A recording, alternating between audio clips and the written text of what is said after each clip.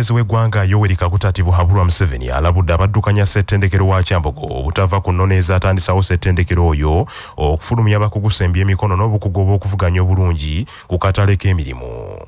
Mwami Yoweri Museveni asinzidde ku mikolo egy'amatikkira ga ssettendekero ono ag'omulundi ogw'e17 n'alabula nti eggwanga we lituuse lyetaaga abantu abalina obukugu obugasa eggwanga lino n'okuteekawo enkulaakulana eyeesiimisa.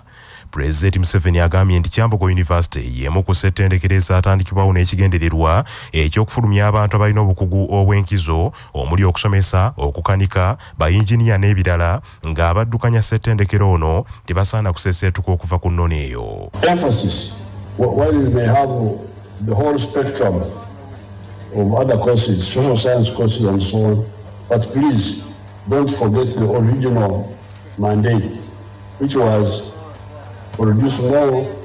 At that time, they were producing artisans and people with the technology skills. But now we need both technology skills and technology high-level education, starting with the science education. President Yoweri Museveni mu mbeera y'emu alabudde abayizi abatikkiddwa beewala ebikolwa ebiyinza okubaviirako ebirwadde ebikambwe nga bamaliriza emisomo gyabwe. Ye minisita w'ebyenjigiriza n'ebyemizannyo era omukulembeze w'eggwanga Janet Kataha Museveni agambye nti ssettendekero n'amatendekero aga waggulu amalala galina okwongera amaanyi mu okutumbula ebyokunoonyereza n'okusoosowaza amasomo agafuna amangu emirimu. Given the role universities play in human capital development, I call upon all our higher education institutions to develop quality academic programs and to meet the expectations of our graduates. Perhaps most important of all, develop programs that support national and socio-economic transformation aspirations of our young country. I commend the university for allocating Uganda shillings 1.5 billion towards research capacity development. Mr. President, as government, we started with injecting Uganda shillings 30 billion into research. Senkulu wa ssettendekero wa Kyambogo Professor John Sebuufu asinzidde ku matikkira gano ne yeewera nti ssettendekero ono waakwongerako ku kutumbula ebyenjigiriza newankubadde wabaddewo okusomoozebwa kwa COVID-19.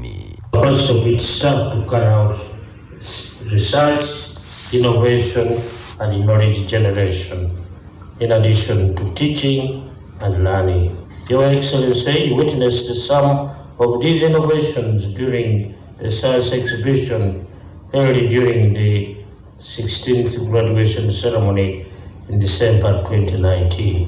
The university is committed to do even more in research and innovation, as you already heard, for the scientific and technological advancement.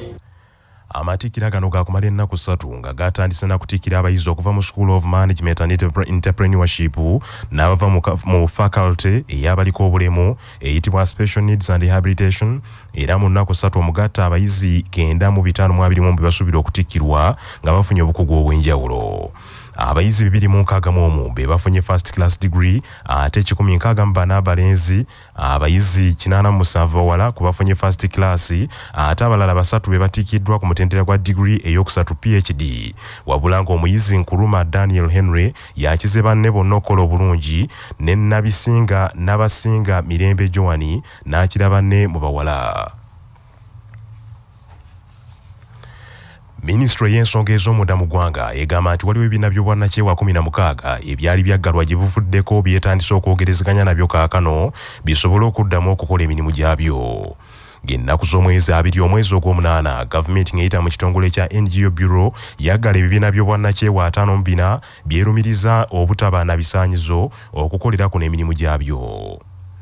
23 ku bino tebyalina pamiti, ate 15 byali biremeddwa okulaga ensaasaanya n'ebikwata ku ngeri gye bifunamu ensimbi z'ebikozesa emirimu, ate 16 byali tebyewandiisa na kitongole kya NGO Bureau nga bwe kirambikiddwa mu mateeka. Major General Severino Kayindo Tafiire, Minisita ow'ensonga ez'omunda mu ggwanga, asinzidde mu kakiiko ka Paalamenti akalondoola ebisuubizo bya gavumenti n'agamba nti ng'ennaku z'omwezi 17 omwezi guno ogw'omwenda wezaatuukidde nga minisita abadde yakasisinkana ebitongole bino 16 ne byennyonnyolako ku nsonga ez'abiggaza. Minisita Otafiire agambye nti wadde ng'ekitongole kya NGO Bureau kyali kyaggalirawo ddala ebitongole bino emirembe n'emirembe, ekiragiro kino yakisazaamu kwe kubiragira bikole ku nsonga ez'abiggaza biddemu okuddukanya emirimu gyabyo mu ggwanga lino, n'agamba nti singa bikola ku nsonga eno mu bwangu wakulagira biggulwe. It was done by one Okero. I'm his supervisor. Wait, I'm his supervisor. I can reverse what he has done. Like Parliament can reverse what I do. So since they appealed to me, I called Mr. Okero and he put his case, and I told these fellows, I said, now you've offended the law. I'm not going to take you to court. I advised Okero, I said, this is first time, don't take them to court. And in my wisdom, I've said, NGO, you people, the Bureau, go and reconcile and come back to me. Now, before they reconcile and come back to me, the suspension remains in place. But we are doing something about resolving this. It's not in our interest to see people hurting. Ebibiina ebimu ku by'obwannakyewa ebiri mu nteeseganya ne minisitule eno kuliko ekya Citizens Coalition for Electoral Democracy in Uganda CEDU, Chapter 4 Uganda, Arise Africa International, Center for Justice, Center for Conflict Resolution n'ebirala bingi. Mu mbeera y'emu akakiiko kano kalagidde minisita Otafiire mu bbanga lya nnaku 7 akatwalira olukalala lw'abakulu mu gavumenti n'abakulu mu ggwanga lino abalina passport ez'ekikungu eza langi emmyufu.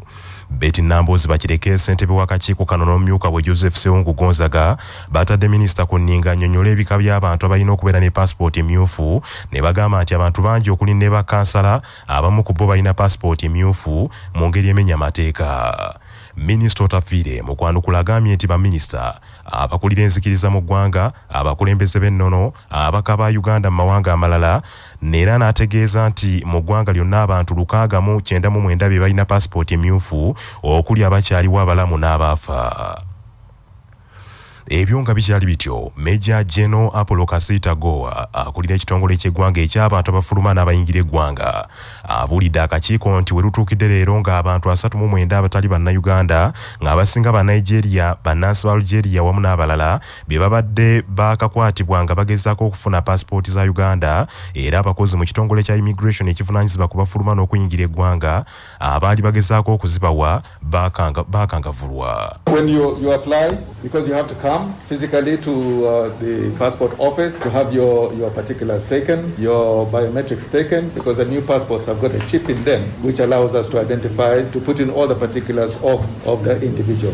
This has allowed us to catch a number. We've been able to apprehend 39 people so far who have tried to come and claim that they're Ugandans and therefore wanting to get Ugandan passports. These we have been able to identify Nigerians, we have identified some Nigerians, some Ghanaians, West Africans generally. Omukulembeze w'eggwanga Yoweri Kaguta Tibuhaburwa Museveni wakwogerako eri eggwanga ku nsonga za COVID-19 olunaku lw'enkya ng'ennaku z'omwezi 22 ogw'omwenda okubuulira bannayuganda gavumenti weetuuse mu kulwanyisa ekirwadde kino.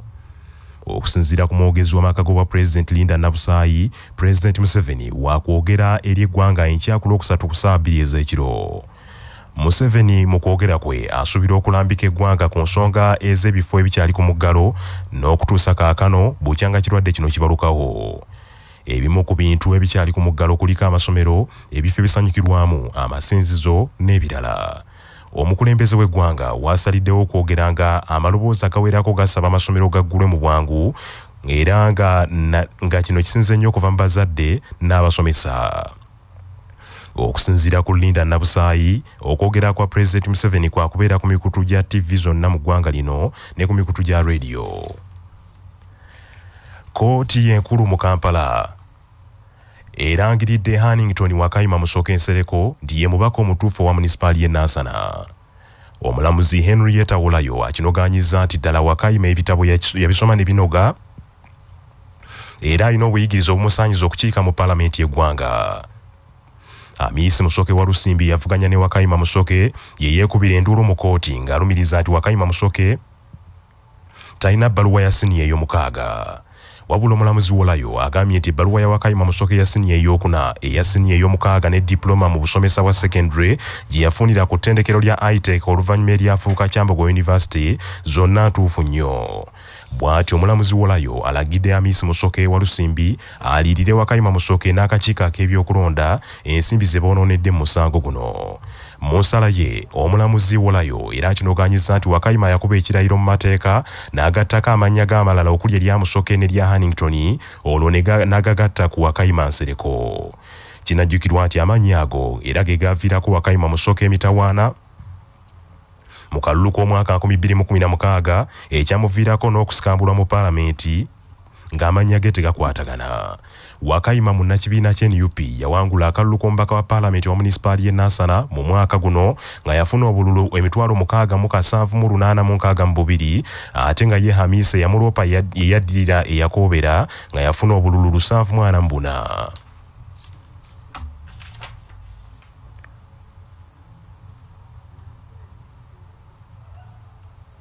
Manya obuvuna obuddo obw'eddembe lyo tonyigirizibwa ddembe lyo ery'obwebange.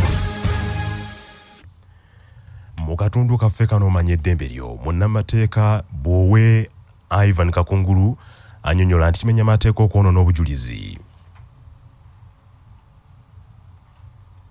Kimenya mateeka okwonoona oba okusaanyaawo obujulizi bwonna obw'omugaso eri kkooti, ebiwandiiko n'ebirala byonna ebikola obujulizi. Era singa obeera obwonoonyo obujulizi obwo akawaayiro 12 aka Penal Code Act basobola okukusiba emyaka, kkooti esobola okukusiba emyaka egitasukka 7.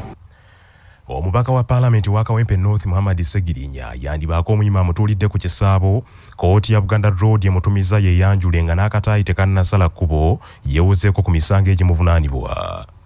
Segirinya Muhammad avunaanibwa omusango okusasamaza n'okuma omuliro mu bantu bwe yalabwako ng'akutte ebipande ku nguudo za Kampala ez'enjawulo ebiriko obubaka obulaga nti Kyagulanyi Robert Ssentamu ye yawangula akalulu ak'omukulembeze w'eggwanga. Kigambibwa nti omusango guno Segirinya yaguzanga ennaku z'omwezi 22 omwezi ogwokusatu omwaka guno mu kibuga Kampala wakati. Obujulizi mu kkooti bulaga nti Segirinya yakwatibwa mu bitundu by'ekikuubo ng'ayolekera ebitala by'oku Mini Price. Yalina abalala 5 abaali bamukwatiddeko ebipande ebirala ebiriko obubaka obubanja obuwanguzi bwa Kyagulanyi n'okuyimbula abantu abakwatibwa okuli James Mbiru, Eddie Mutwe ne Nubian Lee. Olunaku lw'eggulo Segirinya yayimbuddwa akakalu ka kkooti enkulu e Masaka ku misango egyekuusa ku ttemu ly'ebijambiya gy'avunaanibwa n'omubaka wa paalamenti wa Makindye West Alan Sewanyana. Amawulire g'ebyemizannyo mu mawulire gaffe agaca Basafamu. Nga kilabu za ligi ya binywera ya Uganda Premier League zeteekerateekera sizoni ejja egenda okutandika nga 15 omwezi ogujja ogw'ekumi. Kilabu ya Vipers ekansiza omuwutanyi Brighton Ukani ku ndagaano ya myaka 3. Ono yeegase ku Vipers ng'ava mu kilabu ya Proline ey'ekibinja kya FUFA Big League nga ewadde nga enabadde agimazeeko ng'azannyira KCCFC sizoni ewedde agimazeeko ng'azannyira KCCFC wabula nga ku bano balemereddwa bonna okumuggulira ddala ku ndagaano ey'enkalakkalira. Ono aguliddwa okwongera okuteekawo okuvuganya okw'amaanyi mu kitongole ekiwuutanyi n'abazannyi abalala okuli Abdul Karim Watambala, David Bagole ne Jamilu Kalisa. Vipers mu katale kano ebadde yakamala okugula omukwasi wa goolo Jack Komakech eyeegasse ku kilabu eno ku ndagaano ya myaka 5.